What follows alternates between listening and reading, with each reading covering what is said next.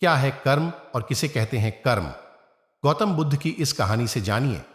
कर्म का अर्थ बुद्धा अमृतवाणी, धार्मिक ग्रंथों और पुराणों में हमेशा ही व्यक्ति के कर्म की बात कही गई है।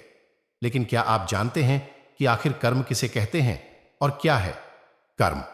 गीता में नित्य कर्म, नैमित कर्म, काम्य कर्म, निष्काम्य कर्म, संचित कर्म, निषिद्ध कर्म आदि जैसे कई तरह के कर्मों के बारे में बताया गया है। लेकिन क्या कर्म का प्रभाव व्यक्ति पर पड़ता है? और सबसे अहम प्रश्न कि कर्म क्या और किसे कहते हैं? एक बार गौतम बुद्ध के शिष्य ने भी उनसे यही प्रश्न किया था कि कर्म क्या है और किसे कहते हैं। तब बुद्ध ने शिष्य को कर्म के बारे में बताते हुए यह कहानी सुनाई थी। कर्म से जुड़ी गौतम बुद्ध की कहानी। एक राजा अपने मंत्री के साथ घोड़े पर बैठकर अपने राज्य का भ्रमण करने जाते हैं। राज्य भ्रमण के दौरान राजा की नजर एक दुकानदार पर पड़ती है और वह दुकान के पास रुक जाते हैं और दुकानदार को देख मंत्री से कहते हैं कि क्यों मुझे ऐसा लग रहा है कि इस दुकानदार को मैं कल ही फांसी की सजा सुना दूं।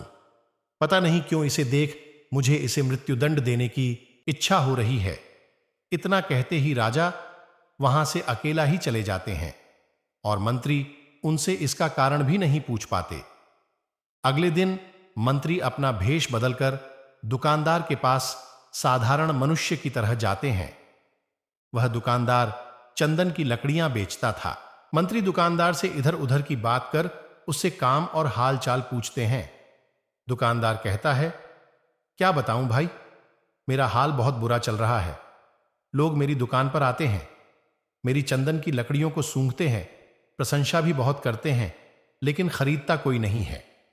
मैं बस इसी इंतजार में हूं कि कब हमारे राजा की मृत्यु हो जाए और उनके अंतिम संस्कार के लिए मेरे दुकान से ढेर सारी चंदन की लकड़ियां बिक जाएं। दुकानदार से इतना सुनते ही मंत्री को सारी बातें समझ में आने लगी।